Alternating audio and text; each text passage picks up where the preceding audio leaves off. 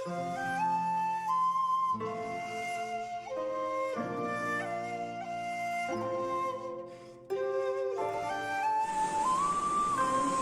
Viewers, আমি এখন তৈরি করব ইলিশ মাছের মশলা বাফা।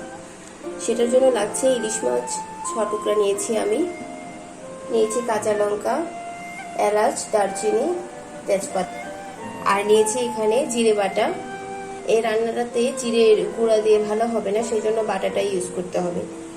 2 চামচ জিরে বাটা নিয়েছি আমি, 1 চামচ আদা বাটা, আর সামান্য 3টা কাঁচামরিচ থেতু করে নিয়েছি।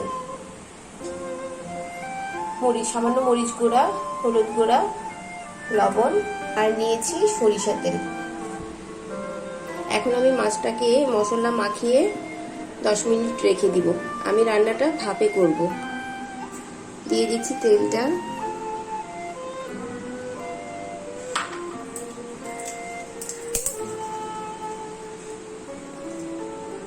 এলাচগুলো একটু ফাটিয়ে নিয়েছি আমি।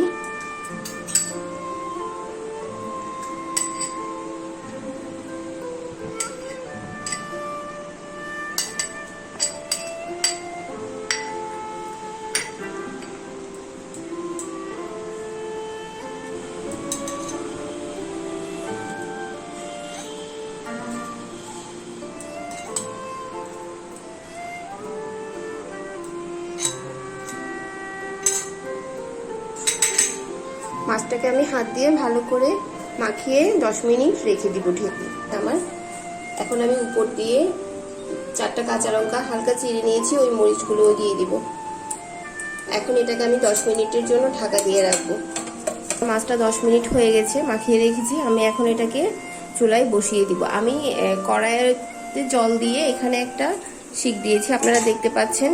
চাইলে আপনারা এই ভাপাটা স্টিমারেও করতে পারেন। এখন আমি এটার উপরে মাছের বাটিটাকে বসিয়ে দিলাম। এটার উপরে একটা ভারী কিছু দিয়ে দিতে হবে যেন এটার ভাপটা বের না হয়। এভাবে আমি 10 মিনিট রান্না করব। তারপর ঢাকনাটা উঠিয়ে এটাকে একটু মাছটাকে উল্টিয়ে দিতে হবে। এটাকে উপরে শিল দিয়ে ঢেকে দিয়েছি যেন এটার ভাপটা বেরিয়ে না যায়। আপনারা ভারী কিছু একটা উপরে দিয়ে দিবেন, তাহলে এটার ভাপটা ভিতরে থেকে যাবে। উল্টিয়ে দিয়ে আমি এটাকে আবার 10 মিনিট রান্না করব। এখন আমি উপরের মাছটাকে নিচের দিকে দিয়ে নিচের মাছটাকে উপরের দিকে নিয়ে আসব। আর আপনাদের অবশ্যই এটা যেহেতু ভাপে সিদ্ধ হবে, নিচের জলটাকে খেয়াল রাখতে হবে। জলটা যেন যে বাটিতে বসিয়েছি সেই বাটি পর্যন্ত, বাটির নিচের অংশটা যেন জলে থাকে।